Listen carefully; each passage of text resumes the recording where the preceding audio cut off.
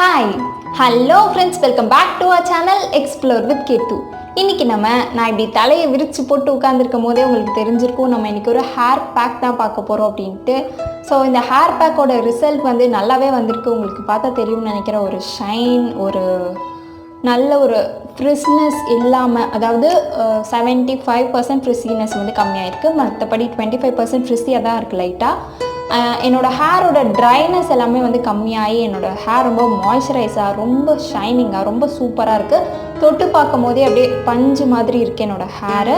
So இதை நீங்கள் use பண்ணிவிட்டு ஃபீல் பண்ணால் தான் தெரியும் அந்த ஒரு சாஃப்ட்னஸ் ஸோ இப்போ நம்ம இந்த வீடியோக்குள்ளே போகிறதுக்கு முன்னாடி நீங்கள் இன்னும் நம்ம சேனலை சப்ஸ்கிரைப் பண்ணலன்னா கீழே இருக்க சப்ஸ்கிரைப் பட்டன் அமுக்கி பக்கத்துலேயே ஒரு பெல் ஐக்கான் இருக்கும், அதையும் டேப் பண்ணிங்க அப்படின்னா அதில் 3 ஆப்ஷன் கேட்கும். அதில் ஆல் அப்படிங்கிற ஆப்ஷனை செலக்ட் பண்ணி வச்சுக்கோங்க. ஸோ தட் நான் எப்பப்பெல்லாம் வீடியோஸ் போடுறேனோ அப்பப்பெல்லாம் உங்களுக்கு ஒரு நோட்டிஃபிகேஷன் வந்துடும். இப்போது நம்ம ஹேர் பேக் செய்கிறதுக்கு நான் ஒரு எம்டி பவுலில் கரெக்டாக 1 கப் அளவு தயிர் எடுத்துக்கிறேன். தயிர் உங்களோட ஹேரோட லென்த்துக்கு ஏற்ற மாதிரி எடுத்துக்கோங்க. நான் இன்றைக்கி நல்லா புளிச்ச தயிர் எடுத்துக்கிறேன். இது கூடயே கரெக்டாக 3 ஸ்பூன் அளவு வெந்தய பவுடர் சேர்த்துக்கிறேன். வெந்தய பவுடர் எப்படி செய்கிறது அப்படிங்கிற லிங்க்கை மேலே ஐகார்ட்ஸில் கொடுக்குறேன். ஸோ அதையும் ஒரு தடவை பார்த்துக்கோங்க. அடுத்து கரெக்டாக 1 ஸ்பூன் அளவு நீம் பவுடர், கூட 1/2 ஸ்பூன் அளவு பெப்பர் பவுடரையும் கூட சேர்த்துக்கிறேன். பெப்பர் பவுடர் டேண்ட்ரஃப்க்கு ஒரு சூப்பரான ரெமெடி. ஸோ உங்களுக்கு டேண்ட்ரஃப் இருந்துச்சு அப்படின்னா பெப்பர் பவுடர் இன்னும் கொஞ்சம் அதிகமாகவே சேர்த்துக்கோங்க. இப்போ இது எல்லாத்தையுமே நல்லா கலந்து விட்டுறலாம். இது எல்லாத்தையுமே நீங்கள் ஃப்ரெஷ்ஷாக கூட அரைச்சி வச்சுக்கலாம். நீம் பவுடர், வெந்தயம், இது எல்லாமே. இப்போது உங்களோட ஹேரை 2 பார்ட்டிஷனாக நல்லா பிரிச்சுக்கோங்க. 2 பார்ட்டிஷனாக பிரித்ததுக்கப்புறமா உங்கள் ஹேரை நல்லா சிக் எடுத்துக்கோங்க. First tip of the hair சிக் எடுத்துகிட்டு அதுக்கப்புறம் உங்கள் ஸ்கேல்ப்லேருந்து நல்லா சிக் எடுத்து வச்சுக்கோங்க. இப்போ நம்ம ரெடி பண்ணி வச்சுருக்க ஹேர் பேக்கை ஃபஸ்ட்டு உங்களோட ஸ்கேல்பில் நல்லா கான்சென்ட்ரேட் பண்ணி அப்ளை பண்ணிக்கோங்க. நீங்கள் இதை நல்லா பார்ட்டிஷனாக பிரித்து உங்களோட ஹேரை இந்த மாதிரி நல்லா பார்ட்டிஷனாக பிரித்து அதுக்கப்புறம் உங்களோட ஸ்கேல்பில் ஃபஸ்ட்டு கான்சென்ட்ரேட் பண்ணிக்கோங்க.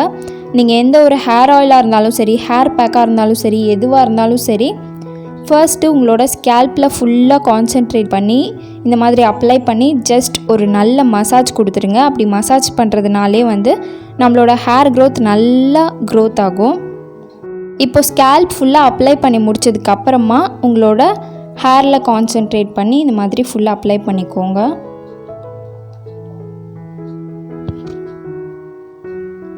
கடைசியாக உங்களோட டிப் ஆஃப் த ஹேர் இருக்கு இல்லையா, அங்கேயும் நல்லா கான்சென்ட்ரேட் பண்ணி அப்ளை பண்ணிக்கோங்க. இப்போது இந்த சைடும் அதே மாதிரி ஃபர்ஸ்ட்டு பார்ட்டிஷனாக பிரித்து உங்களோட ஸ்கேல்ப் ஃபுல்லாக அப்ளை பண்ணிவிட்டு அதுக்கப்புறமா உங்களோட ஹேர், அதுக்கப்புறமா உங்களோட tip of the hair apply பண்ணி ஃபுல்லாக முடிச்சிடுங்க. உங்களோட ஸ்கேல்ப்பை நீங்கள் நல்லா மசாஜ் பண்ணாலே உங்களோட ஸ்கேல்ப்புக்கு ஒரு சூப்பரான பிளட் சர்க்குலேஷன் போகும்.